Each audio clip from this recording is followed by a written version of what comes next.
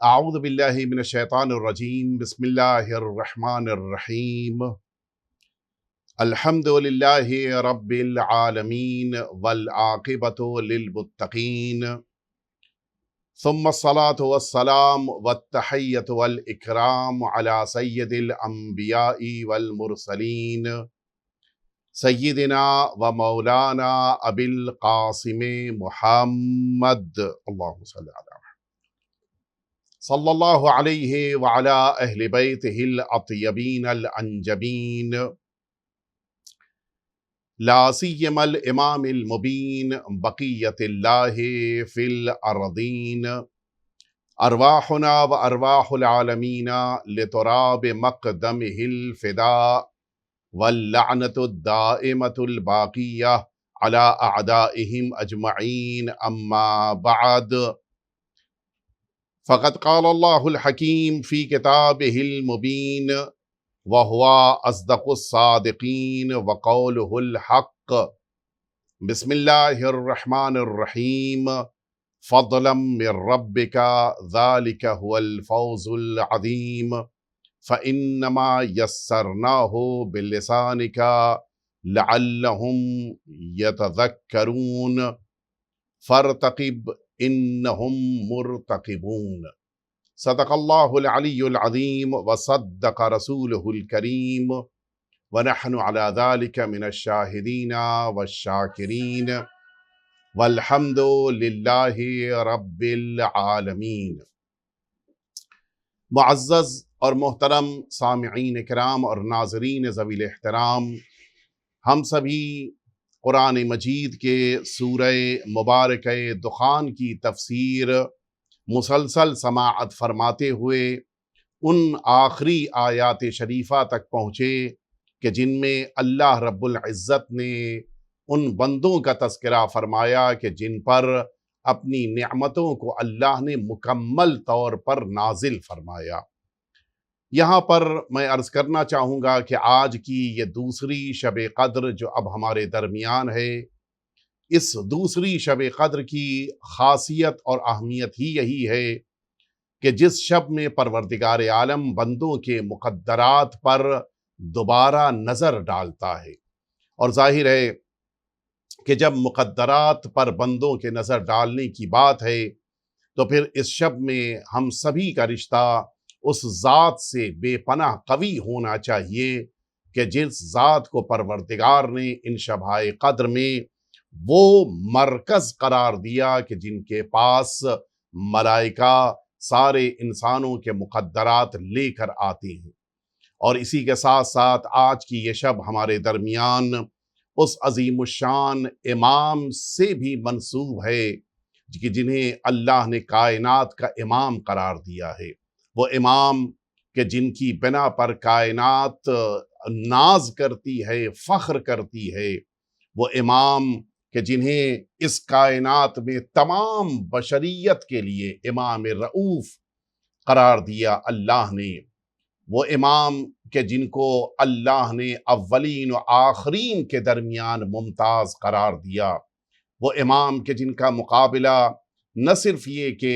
ملائکہ سے نہیں ہو سکتا، جن کا مقابلہ بقیہ اولیاء پروردگار سے نہیں ہو سکتا، بلکہ امیر المؤمنین کا مقابلہ سرکار رسالت کے ماپ کے علاوہ جتنے بھی انبیاء کرام ہیں ان سے بھی نہیں ہے۔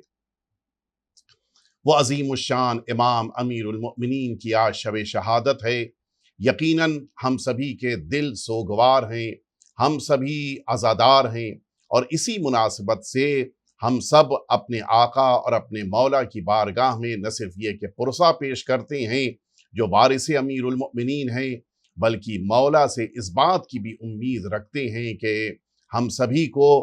میدان محشر میں امیر المؤمنین کی شفاعت ملنے کے لیے ہمیں دعا عطا فرمائیں گے۔ آئیے آج کی تفسیر کا آغاز کرتے ہوئے ان آیتوں کی طرف آگے بڑھیں۔ قرآن مجید نے ذکر فرمایا کہ جنت میں موجود ان افراد کو جنہیں اللہ نے صاحبان تقوی ہونے کی بنا پر جنت میں بہترین نعمتوں کے ساتھ محشور فرمایا،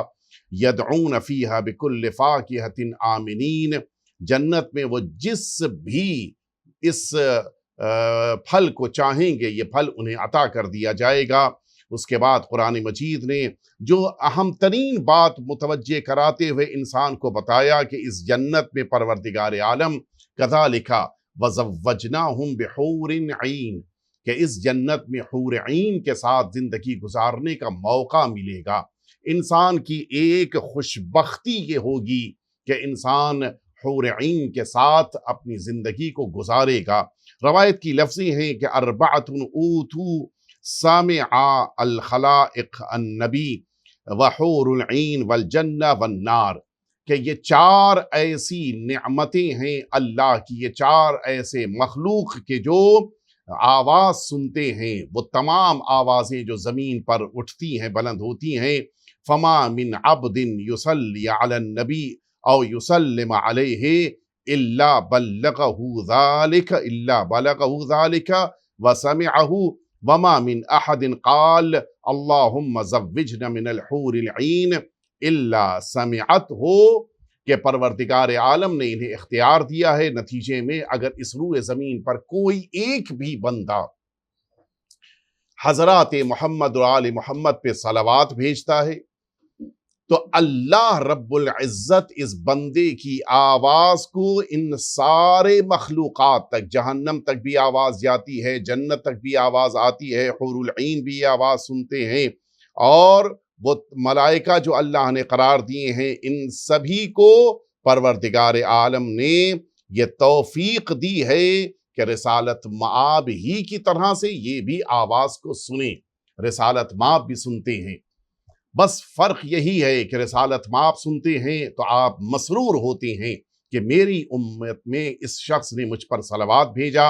اور جنت سنتی ہے تو اب اس کو یہ ذمہ داری ملتی ہے کہ اس کو مجھے جنت میں اپنے ساتھ رکھنا ہے۔ جہنم سن لے تو اس کو یہ ذمہ داری ملتی ہے کہ مجھے اس کو اپنے وہاں نہیں آنے دینا ہے۔ حور العین سنے تو پھر ان کو ذمہ داری ملتی ہے کہ اس صلوات کے بھیجنے والے کے ساتھ جنت پہ زندگی گزاریں۔ اسی لیے اگر کوئی شخص صلوات بھیجنے کے بعد یہ اللہ سے دعا کرتا ہے کہ اللہم زوجنا من الحور العین، اگر یہ دعا کرے کہ پروردگار مجھے حور العین کے ساتھ جنت میں زندگی گزارنے کا موقع عطا فرما،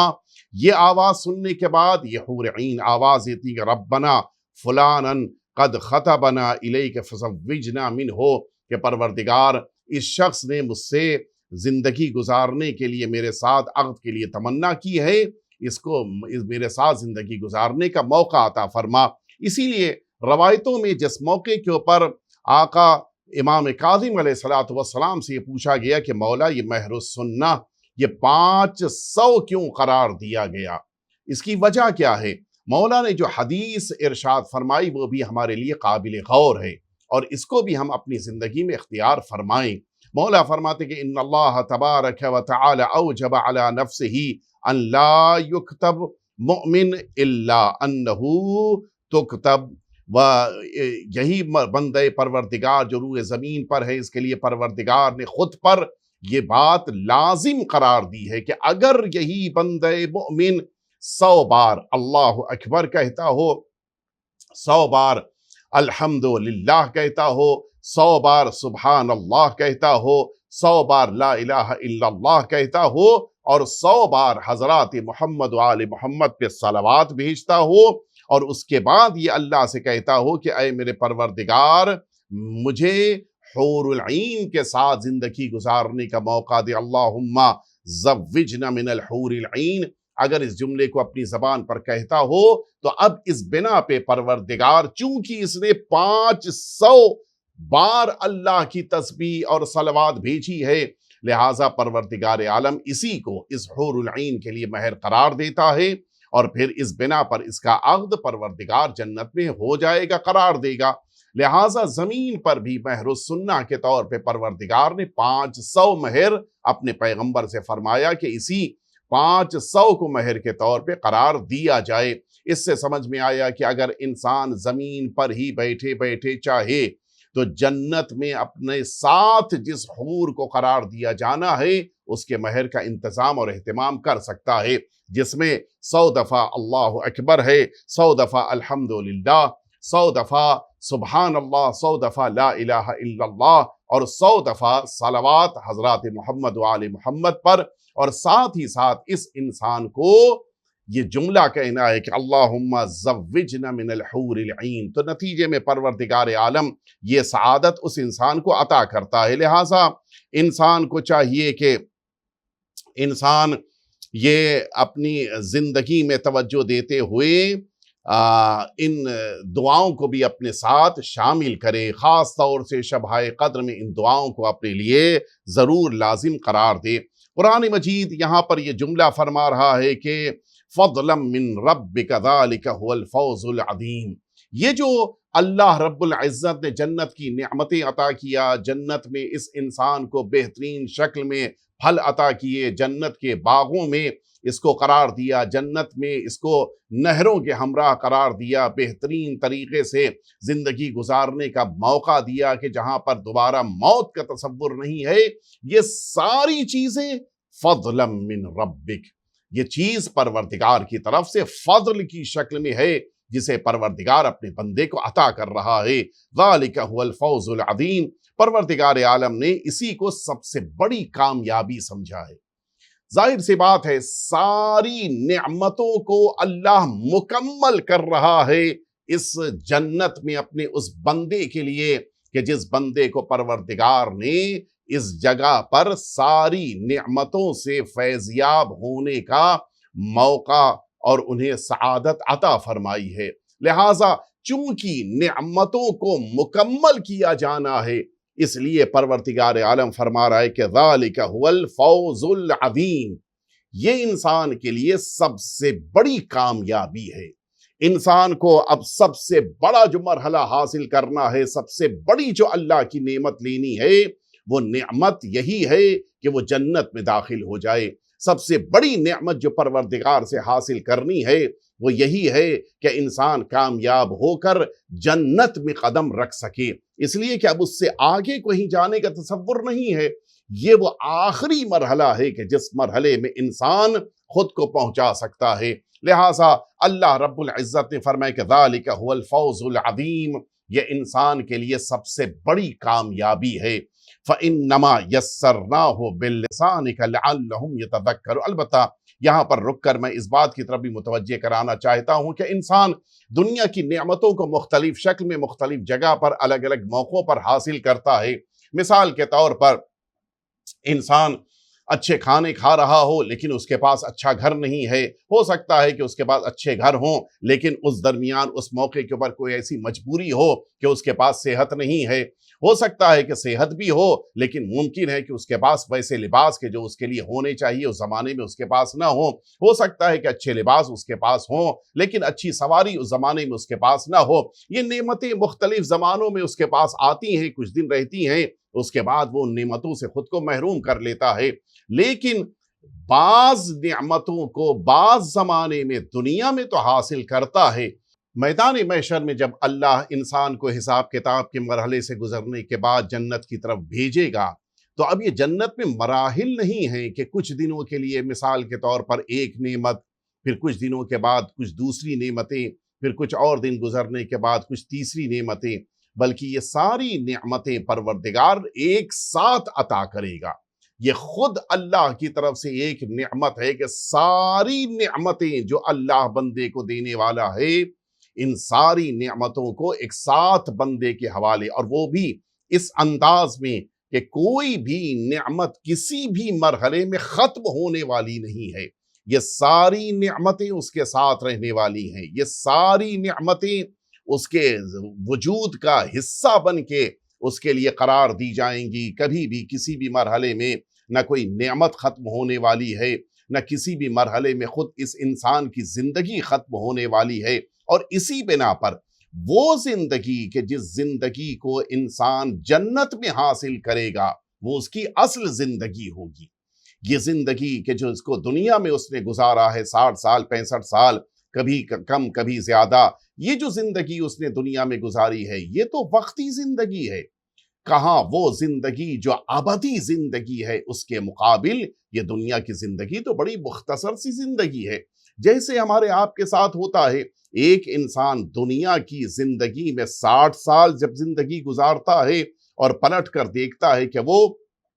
کچھ دنوں کے لیے 9 مہینے کے آس پاس ماں کے شکم میں تھا، تو یہ 9 مہینے کی زندگی اور ادھر مثلاً اس کے لیے 90 سال 80 سال کی زندگی، اس کے مقابل یہ زندگی جو ماں کے شکم میں تھی بڑی مختصر سی دکھائی دیتی ہے۔ اس کو لگتا ہے کہ یہ تو کچھ بھی نہیں ہے۔ ٹھیک یہی صورتحال انسان کے لیے وہاں ہے کہ جہاں پر جنت کی ابدی زندگی کے مقابل وہ دنیا کی چند روزہ زندگی پر نظر ڈالے تو محسوس ہوگا یہ 60-70 سال کی زندگی، حتیٰ اور بڑھ جائے 100 150 200 سال بھی اگر انسان کو زندگی مل رہی ہو، یہ مقابلہ نہیں کر سکتی اس زندگی کا جو ابدی زندگی ہے۔ وہ نعمتیں جو اللہ رب العزت جنت میں عطا کرنے والا ہے کہ جن کا ذکر کرنے کے بعد اللہ فرماتا ہے کہ ذالک هو الفوز العظیم، انسان کی سب سے بڑی کامیابی یہی ہے کہ اس نے جنت میں قدم رکھا۔ انسان کی سب سے بڑی کامیابی یہی ہے کہ اس نے جنت کی نعمتوں سے خود کو فیضیاب کر لیا۔ یہ جو جنت اللہ نے بڑی اہمیت دے کر قرار دی ہے، جو انسان کے لیے سب سے آخری مرحلے کے طور پہ اللہ نے قرار دیا، یہی انسان کی کامیابی ہے، یہی انسان کی سعادت مندی ہے۔ اور ان سب کو بیان کرنے کے بعد اب قرآن مجید اگلی آیت شریفہ آیت نمبر 58 ارشاد رب العزت ہوتا ہے کہ فَإِنَّمَا يَسَّرْنَاهُ بِلِسَانِكَ، اے پیغمبر اس قرآن مجید کو آپ کی زبان پر ہم نے آسان طور پر قرار دیا ہے۔ یعنی دو باتیں یہاں پر بڑے واضح طور پہ اللہ نے اس امت تک پہنچا دیا کہ اگر یہ قرآن اس امت تک پہنچا ہے تو لسان پیغمبر کے ذریعے، رسالت مآب کی زبان ذریعہ بنی ہے کہ قرآن لوگوں تک پہنچا ہے۔ رسالت مآب صلی اللہ علیہ وآلہ وسلم کی ذات گرامی قدر ہیں کہ جو اس قرآن مجید کے لیے انسانوں تک پہنچانے کا ذریعہ قرار پائے ہیں۔ اور انسان کو رسالت مآب کی قدر، رسالت مآب کی اہمیت، رسالت مآب کی عظمت کا اقرار کرنا چاہیے۔ وہ افراد کہ جو معاذ اللہ رسالت مآب کی عظمت کو کم سمجھتے ہوئے صرف یہ سوچتے ہیں کہ قرآن مجید ہمیں مل گیا بس کافی ہے، نہیں، قرآن مجید اتنی عظمتوں کے باوجود اگر تعریف کر رہا ہے تو رسالت مآب کی زبان کی تعریف کر رہا ہے۔ ذریعے کی یہی اہمیت ہوتی ہے، جس ذریعے سے ذات پروردگار نے قرآن مجید کو انسانوں تک پہنچایا،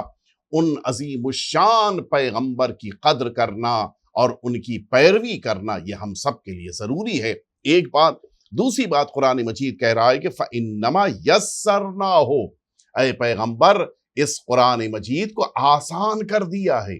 بہت ہی زیادہ آسان طریقے سے قرآن مجید نے اپنی باتوں کو اس دنیا کے سامنے پیش کیا ہے۔ اور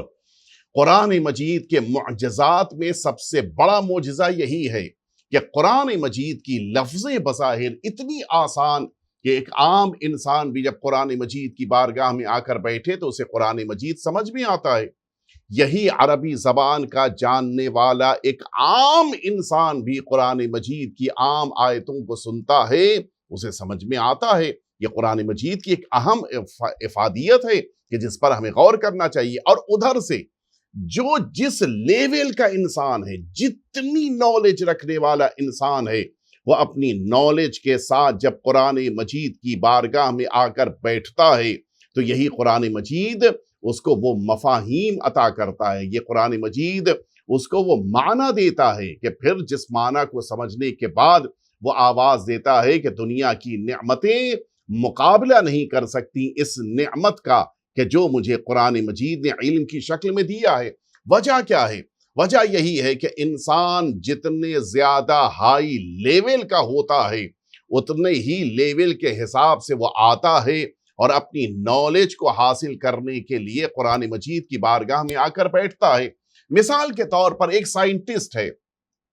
وہ جب قرآن مجید کی آیتوں کو دیکھتا ہے تو ان قرآن مجید کی آیتوں کی بنا پر وہ یہ محسوس کرتا ہے کہ واقعی طور پر قرآن مجید اس سے کچھ کہہ رہا ہے اور وہ سائنس کی اپنی نالج کی بنا پر قرآن مجید کی آیتوں میں غور کرتا ہے، اور یہ قرآن مجید کی آیتیں اس کو رہنمائی کرتے ہوئے اس بات کی طرف لے کر جاتی ہیں کہ پھر وہ سمجھنے لگتا ہے کہ واقعاً قرآن مجید نے سائنسدانوں کو بھی خطاب کیا۔ اسی طرح سے ایک میڈیکل سائنس کا انسان جب آگے بڑھتا ہے، قرآن مجید کی بارگاہ میں آتا ہے، اسے محسوس ہوتا ہے کہ واقعاً میڈیکل سائنس کی ان باتوں کو قرآن مجید نے بیان کیا ہے کہ جو دنیا میں بقیہ جگہوں پہ نہیں ملتی ہیں۔ میں ایک چھوٹی سی مثال دوں، قرآن مجید کی بارگاہ میں جب ایک ڈاکٹر آ کر بیٹھا اور اس نے ایک آیت کو دیکھا کہ جس آیت شریفہ میں قرآن مجید نے فرمایا کہ ما جعل اللہ لرجل من قلبین فی جوفہ، پروردگار نے کسی بھی مرد کے لیے اس کے پہلو میں دو دل قرار نہیں دیے ہیں، یہی ڈاکٹر کہ جس نے اس آیت شریفہ کو دیکھا اس نے تو کہا کہ بڑا تعجب ہے، قرآن جس کے بارے میں مسلمان کہتے ہیں اللہ کی کتاب ہے، اس کے اندر اتنی بڑی کمی، معاذ اللہ۔ یہ تو ظاہر ہے کہ وہ سوچ رہا ہے اتنی بڑی کمی کیسے ہو سکتی ہے کہ ایک مرد کے لیے قرآن مجید کہے کیا صرف مردوں کے پاس ایک دل ہے، کیا خواتین کے پاس دو دل ہوتے ہیں؟ یہی میڈیکل سائنس کا پریکٹیشنر جس موقع پر اس نے غور کیا، اسی ایک آیت کی بنا پر اس نے اقرار کیا کہ واقعاً یہ آیت اللہ کی ہے، واقعاً یہ کتاب اللہ کی ہے۔ اس کو سمجھ میں آیا کہ واقعاً یہ صرف اللہ کہہ سکتا ہے،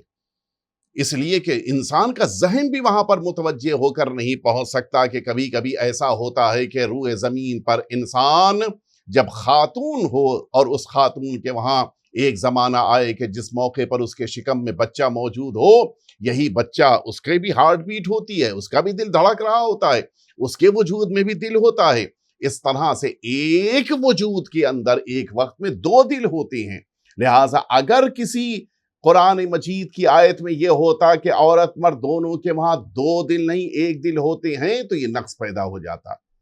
وہ اس آیت کے ذریعے سے متوجہ ہوا کہ واقعی طور پر یہ آیت شریفہ اور یہ پورا قرآن مجید اللہ کی بارگاہ سے آیا ہے۔ میں سمجھانا اور یہ کہنا چاہ رہا ہوں کہ حقیقت یہ ہے کہ قرآن مجید کی بارگاہ میں جو جس لیول کا ہے، جو جتنی نالج کا انسان ہے، وہ اگر قرآن مجید کی بارگاہ میں آئے گا اس کو اسی کے حساب سے قرآن مجید سمجھ میں آتا ہے، اور وہ اسی کے مطابق پھر قرآن مجید کی گائیڈز کو، قرآن مجید کی ہدایت کو حاصل کرتا ہے۔ ہمارے سامنے موجود ہے بچے جس موقع پر اپنی زبان سیکھنے کے لیے عربی زبان میں قرآن مجید شروع کرتے ہیں، وہ ابھی پڑھنا نہیں جانتے ہیں، قرآن مجید پڑھنا شروع کرتے ہیں، اور پھر نتیجہ یہ ہوتا ہے کہ دھیرے دھیرے وہ قرآن مجید کو پڑھنا اور سمجھنا شروع کر دیتے ہیں۔ کچھ اور دن گزرتا ہے، وہ اور اپنی نالج حاصل کرتے ہیں، پھر بھی قرآن پڑھتے ہیں، اور ان کا نالج آگے بڑھی، وہ پھر بھی قرآن کی بارگاہ میں آ کر بیٹھ رہے ہیں، یہاں تک کہ ایک مجتہد ہونے کے بعد انسان قرآن مجید کی بارگاہ میں آ کر بیٹھتا ہے، اور یہی قرآن مجید اس کی ہدایت کرتا ہے اور اس مجتہد کو بتاتا ہے کہ تمہیں فتویٰ کیسے دینا ہے۔ قرآن مجید کی آیتوں کے ذریعے سے کسی دینی مسئلے کو حل کر لینا جو سب سے زیادہ اہم کام ہوتا ہے، قرآن مجید سے اس کو حاصل کرنے کے لیے مجتہدین کو کتنی محنت کرنا پڑتی، تقریباً 13-14 علوم ہیں جن علوم کو حاصل کرنے کے بعد انسان فقیہ بنتا ہے، مجتہد بنتا ہے، اور قرآن مجید کی آیتوں سے سمجھنے کے بعد فتویٰ دیتا ہے۔ اتنے زیادہ پڑھے لکھے ہونے والے انسان کو بھی قرآن مجید ہدایت دے رہا ہے۔ اس سے پتہ چل رہا ہے کہ قرآن مجید کو واقعاً پروردگار عالم نے ہر انسان کے عقل کے معیار پر مکمل طور پہ اس طرح سے کھرا ثابت کیا ہے کہ قرآن مجید کی آیتیں ہر ایک کی سمجھ میں آ رہی ہیں۔ اسی لیے قرآن مجید کہہ رہا ہے کہ فَإِنَّمَا يَسَّرْنَاهُ بِلِسَانِكَ، کیوں؟ لَعَلَّهُمْ يَتَذَكَّرُونَ۔ پیغمبر، ہم نے اس قرآن مجید کو آپ کی زبان اطہر پہ قرار دیتے ہوئے آسان کر دیا ہے تاکہ لوگ اس قرآن مجید کا ذکر کریں، اس قرآن مجید کو یاد رکھیں، اس قرآن مجید کے ذریعے سے وہ اللہ کی بارگاہ تک آئیں، اللہ کی بارگاہ تک پہنچیں، متذکر ہو جائیں۔ اور اسی سے سمجھ میں آتا ہے کہ قرآن مجید اللہ چاہتا ہے کہ جب بندہ پڑھے تو اپنے پروردگار کو یاد کرے، خدا اس کے ذہن میں آ جائے، اللہ کا تصور پیدا ہو جائے اگر اس قرآن مجید کو اس نے پوری توجہ کے ساتھ پڑھا۔ اس لیے کہ دنیا کی ہر کتاب جب انسان پڑھتا ہے محسوس ہوتا ہے کہ لکھی گئی تھی، لیکن جب قرآن مجید پڑھتا ہے تو محسوس ہوتا ہے کہ کوئی ذات ہے جو اس سے بات کر رہی ہے، کوئی ہے جو اس سے گفتگو کر رہا ہے۔ دنیا کی ساری کتابوں اور قرآن مجید میں فرق ہے۔ قرآن مجید جب پڑھتا ہے انسان تو اپنے کریٹر، اپنے مالک سے گفتگو کرتا ہے، جبکہ بقیہ کتابیں لکھنے والا لکھ کے چلا گیا، آج پڑھنے والا اپنے اعتبار سے اس کو سمجھنے کی کوشش کرتا ہے۔ اسی لیے قرآن مجید نے ایک مقصد یہ بیان فرمایا کہ لعلہم یتذکرون، شاید ممکن ہے کہ یہ افراد قرآن مجید کو پڑھنے کی بنا پر ذکر کر سکیں، انہیں اللہ یاد آئے۔ اور حقیقتاً ہوتا بھی یہی ہے، انسان معلوم کر لیتا ہے کہ اس کتاب کو لکھنے والی ذات، اس کتاب کو پیش کرنے والی ذات کتنی زیادہ نالج رکھنے والی ذات ہے۔ قرآن مجید کو جیسے جیسے پڑھتا جائے گا انسان، اتنا ہی زیادہ اللہ کے علم پہ بھروسہ بڑھتا جائے گا۔ اور یہی انفرادیت جو پہلے بھی تفسیر میں آپ کے درمیان آئی تھی کہ بقیہ کتابوں میں اور قرآن مجید میں فرق ہے۔ بقیہ کتابوں کے پڑھ لینے پر یہ پتہ چلتا ہے کہ اس کا لکھنے والا عالم ہے، قرآن مجید کو پڑھ لینے کی بنا پر یہ پتہ چلتا ہے کہ اس کتاب کو نازل کرنے والی ذات عالم بھی ہے، حکیم بھی ہے، وہ ذات کے جو مکمل عقل کا احاطہ کیے ہو، ایسی ذات نے قرآن مجید بھیجا ہے۔ اور پھر اس کے بعد قرآن مجید اس سورے کی آخری آیے شریفہ میں فرماتا ہے کہ فَارْتَقِبْ اِنَّهُمْ مُرْتَقِبُونَ، فرما رہا ہے قرآن مجید کہ اے پیغمبر آپ بھی انتظار فرمائیے اور یہ سب بھی انتظار کریں۔ فَإِنَّهُمْ مُرْتَقِبُونَ، یہ سب انتظار کر رہے ہیں۔ البتہ یہ ذہن میں رہے انتظار دونوں کا ہے، لیکن دونوں کے انتظار کا انداز الگ ہے۔ اے پیغمبر آپ انتظار کیجئے تاکہ اللہ کی طرف سے کامیابی اور پیروزی اور اللہ کی طرف سے فلاح اور نجات کا منظر آپ دیکھیے، اور یہ لوگ انتظار کریں تاکہ ان تک عذاب پروردگار آ جائے اور کیفر کردار تک یہ پہنچ سکے۔ یعنی اس کے معنی ہے دنیا میں انتظار سبھی کر رہے ہیں، لیکن کچھ ایسے ہیں کہ جن کو انتظار ہے اپنی کامیابی کا، کچھ ایسے ہیں جنہیں انتظار ہے اپنے ناکامیاب ہو جانے کا۔ لیکن جیسے ایک امتحان میں سارے اسٹوڈنٹس اپنے امتحان گاہ میں اپنے اس آنسر شیٹ کے اوپر سارے جواب لکھ کر آ چکے ہیں، اور اب ان کے پاس اختیار نہیں رہ گیا، اس لیے کہ اب وہ ایگزامینیشن ہال سے باہر نکل آئے ہیں، اب ان کا رشتہ ٹوٹ چکا ہے آنسر شیٹ سے۔ لیکن اب دونوں کو انتظار ہے، اس بچے کو بھی انتظار ہے کہ جس نے بڑی محنت کے ساتھ آنسر شیٹ کے اوپر لکھا ہے، اور اس اسٹوڈنٹس کو بھی انتظار ہے کہ جس کو پتا ہے کہ وہ صحیح طور پہ نہیں لکھ پایا ہے، اسے مارکس نہیں مل پائیں گے۔ انتظار دونوں کر رہے ہیں، لیکن دونوں کے انتظار کا انداز الگ ہوتا ہے۔ جس نے سارے جوابات صحیح لکھے ہیں، جس نے ساری چیزیں اچھے سے لکھی ہیں، جس کو اطمینان ہے کہ اس کو صحیح نمبر ملے گا، اس کے وہاں گھبراہٹ نہیں ہے، اس کے وہاں بے چینی نہیں ہے، اس کے وہاں اضطراب نہیں ہے کہ میرے ساتھ کیا ہونے والا ہے۔ شاید 2-4 نمبر کا فرق ہو سکتا ہے، لیکن اس کو یقین ہے کہ 90+ ہی نمبر اس کو ملیں گے۔ لیکن جس نے آنسر شیٹ پر صحیح نہیں لکھا ہے، جس کو پتا ہے کہ میں صحیح جواب نہیں لکھ پایا، اس کے وہاں بے چینی ہے، راتوں کی نیند اڑ جاتی ہے، گھبراہٹ ہے، اضطراب ہے۔ کیوں؟ اس لیے کہ انجام کے بارے میں اس کو بے پناہ فکر ہے، انجام کے بارے میں اس کو اطمینان نہیں ہے۔ دنیا میں انسانوں کی بھی یہی کیفیت ہے۔ اللہ نے چونکہ جنت جانے والے افراد کو صاحبان تقوی قرار دیا، اور اللہ رب العزت نے فرمایا کہ یہ وہ افراد ہیں کہ جن کے دلوں میں تقوی پروردگار پایا جاتا ہے، لہٰذا یہ جنت کی طرف جائیں گے۔ آپ اگر محسوس کریں جنہیں بھی اللہ یہ توفیق دیتا ہے کہ روئے زمین پر وہ متقی قرار پائیں، ان کے وہاں پوری طرح سے اطمینان ہوتا ہے، ان کے وہاں اضطراب نہیں ہوتا، گھبراہٹ نہیں ہوتی، بے چینی نہیں ہوتی۔ لیکن ادھر سے جس کے پاس تقویٰ نہیں ہے، جس کے پاس عقیدہ پروردگار نہیں ہے، جس انسان کے پاس اللہ کا تصور نہیں ہے، اس کے لیے نہ رات میں آرام کا تصور ہے، نہ دنوں میں سکون کا احساس ہے۔ کیوں؟ اس لیے کہ اس کو اپنے نجات کے بارے میں بھروسہ نہیں ہے۔ نجات کا بھروسہ انسان کو اطمینان دلاتا ہے۔ لہٰذا قرآن مجید نے فرتقب انہم مرتقبون کہہ کر اس آخری آیے شریفہ میں سارے انسانوں کو پیغام دیا ہے۔ زندگی میں سکون چاہیے، زندگی میں اطمینان چاہیے، ایک ایسی زندگی جس میں ذرا بھی اضطراب نہ ہو اگر چاہیے ہے، اللہ پر ایمان لے کر آؤ،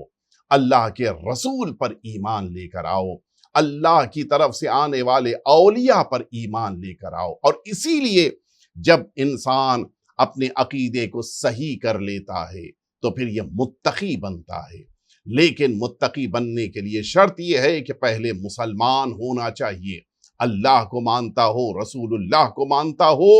اور پھر اس کے بعد مؤمن ہونا چاہیے، یعنی اہل بیت اطہار پر ایمان رکھتا ہو،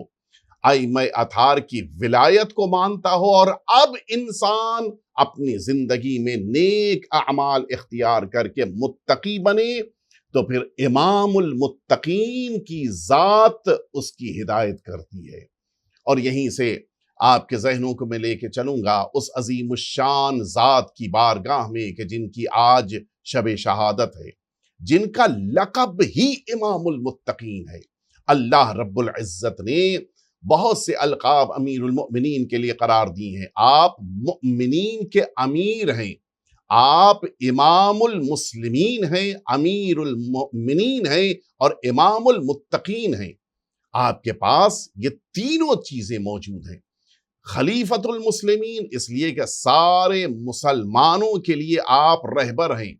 اور اسی کے ساتھ ساتھ آپ امیر المؤمنین ہیں، سارے مؤمنین کے آپ امیر قرار پائے ہیں، اور ساتھ ہی ساتھ آپ امام المتقین ہیں، اس لیے کہ آپ متقین کے امام ہیں۔ اور پھر ظاہر سی بات ہے جب انسان امام ہوتا ہے، دیکھیں یہ توجہ رکھیں، جو بھی کسی قوم کا لیڈر ہوتا ہے وہ اپنی قوم سے آگے ہوتا ہے۔ اگر امیر المؤمنین کو اللہ رب العزت نے خلیفۃ المسلمین بنایا، اس کے معنی یہ ہے کہ سارے مسلمانوں سے آپ بہتر ہیں۔ جب آپ کو اللہ نے امیر المؤمنین کا درجہ دیا، اس کے معنی یہ ہے کہ کوئی مؤمن آپ کا رتبہ نہیں حاصل کر سکتا، وہ بہت کچھ بنے گا تو مؤمن بنے گا، مولا امیر المؤمنین ہے۔ اور اسی طرح سے جب اللہ رب العزت نے آپ کو امام المتقین قرار دیا، اس کے معنی ہے کہ ساری دنیا کے متقین مل کر بھی امیر المؤمنین علی علیہ السلام کا مقابلہ نہیں کر سکتے۔ ہر انسان اپنی کوششوں سے خود کو متقی بنائے گا، امیر المؤمنین کو اللہ نے امام المتقین بنایا ہے۔ سارے صاحبان تقویٰ کا پروردگار نے امیر المؤمنین کو امام قرار دیا ہے۔ اور اسی لیے آپ کی ہدایت کا عالم یہ ہے کہ آپ اس روئے زمین پہ جہاں بھی پہنچتے تھے لوگوں کو اللہ کی توحید کی دعوت دیتے تھے، لوگوں کو رسالت مآب کی طرف بلاتے تھے۔ حتیٰ میدان جنگ میں بھی آپ نے یہ آواز دی کہ ابھی بھی آؤ، رسول اللہ پر ایمان اختیار کرو تاکہ تمہیں نجات مل جائے۔ وہ ذات کہ جو اللہ اور رسول اللہ کی طرف ہدایت کرے اور لوگوں کی نجات کا ذریعہ بن جائے، انہیں اللہ رب العزت امام المتقین قرار دیتا ہے۔ اور آج کی رات ایسے ہی عظیم الشان امام سے جدائی کی رات ہے۔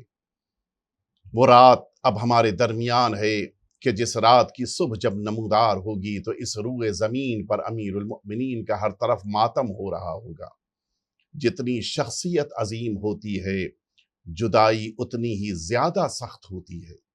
امیر المؤمنین جن سے کائنات کا ذرہ ذرہ محبت کرتا ہے، امیر المؤمنین کہ جن کو سارے یتیم اپنے باپ تصور کرتے ہیں، جتنے بھی نادار ہیں وہ اپنی پناہ تصور کرتے ہیں۔ اس کوفے میں ایک عجیب کوہرام کا عالم ہے،